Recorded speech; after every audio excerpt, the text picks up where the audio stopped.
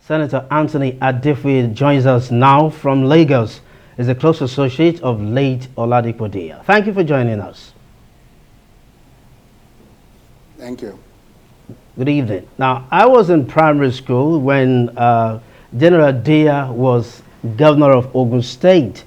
So you are in a good position to tell us more about the late General Diya. So what can you say about this man who had been so misunderstood by a number of people? What kind of man was he?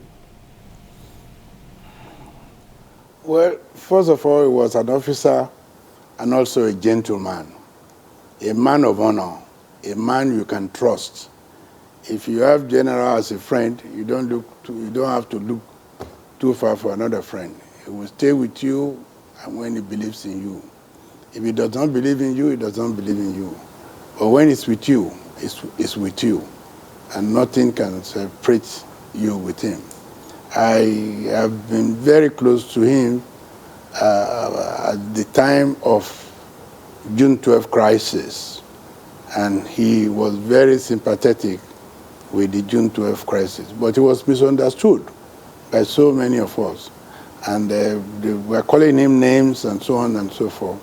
But very few of us who were close to him, we understood him, and he tried as much as possible to make sure that it's in tune with the aspiration of the people. Most of the time, he had given us support, and that's why probably I am one of those who benefited from those supports and still living today. I remember at that time quite a lot of people sent messages to Abacha saying that I was talking and stockpiling arms in Akoka, in my home in Akoka. And I was under watch for several months, but nothing was found. At the end of the day, I was arrested and detained at the police headquarters in Ikeja.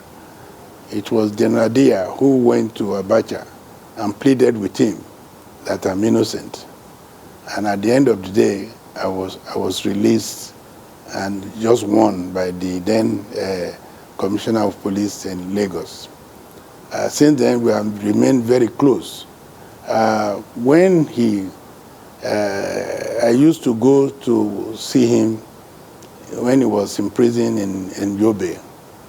And when Obasanjo became elected president, he sent me to him to assure him that as soon as he is sworn in, he's going to release him. But unfortunately, he was released by the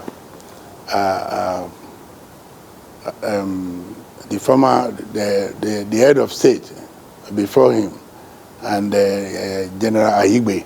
They both worked on it and gave him pardon during that time.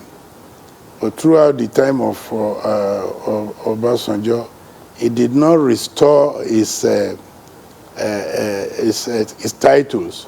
It was during the time of Jonathan that we Yoruba leaders went to him and pleaded with him, and he restored all his titles and emoluments, and there was paid back all his entitlements, and he bounced back to life again. So this has been the journey so far with him. Now, General Diya is a man with many lives. If you remember when he was condemned, before he was condemned, there was an attempt to blow his plane. He survived it. Then when he was condemned, he was first taken to Jos, and there was a disagreement. They couldn't execute him. They returned him to Abuja. And then he was again taken to Kanu. And before the next morning, Abacha died, before he could be executed. And when he was released, he had a stroke. At that time, we believed that people don't have stroke twice and survived. He had stroke first time, he survived. He had stroke second time, he survived. He had stroke third time, he survived. And I think he died this morning because God wanted him with him. Apart from that, he has been, he has lived ordinary life. He doesn't live affluent life. He's one of the most innocent leaders that I've seen in my life. He did not acquire any property or anything anywhere.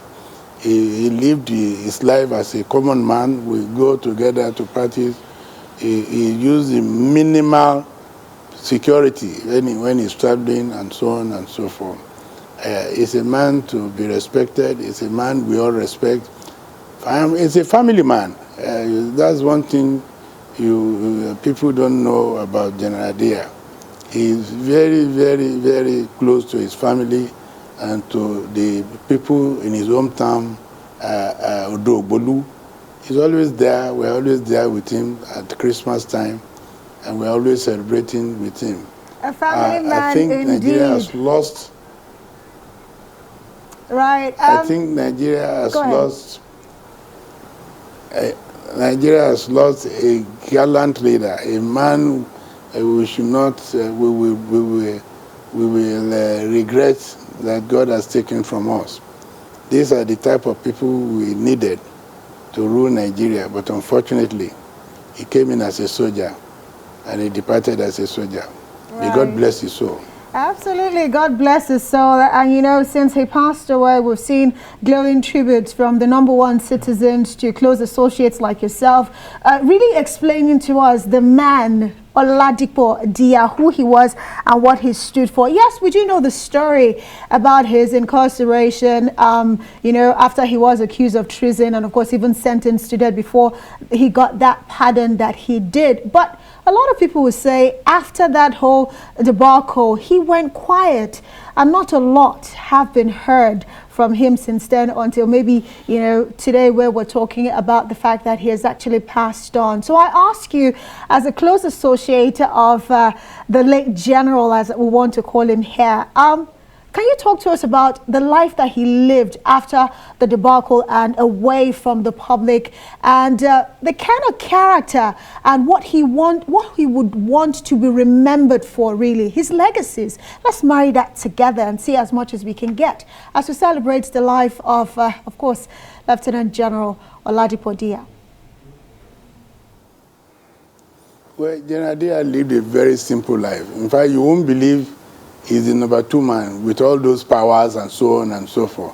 You will not believe he's the General Diya that everybody hail and shout about. He lived a simple life.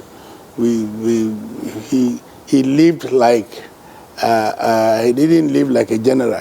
He lived like Oladipo Diya. We went out together without security. He was humble. He was a family man. He's always at every gathering when he's invited, he's showing gratitude to God. So many people didn't know he's a very religious man. Very, very religious. General Oladipo is very, very religious. We are always at his church in Abule Ijesha. And I think that church has something we should all recognize. There is God there. There is God there. And I always want sometimes to go and pray there. I don't know how many churches now that one can say there is God. But his church in Abule Ijesha, his Methodist church in Abule Ijesha, I think there is God there. I always go there anytime he invites me, and I always go with him there to pray. And anytime I pray there, I think my prayer is always answered. So I appreciate that. He's a very godly and religious man. Every Christmas, we all go to Odogbolu and worship with him. And then every New Year, we also worship with him. It's very simple, very simple. He lived a very simple life. You cannot imagine he was that #2 all-powerful man during the Abacha man that everybody talks about. Thank you very much, Senator Adefuye. We most appreciate you for coming on the show tonight. It's obvious you're missing your close friend already. Thank you very much for coming. May his soul find rest.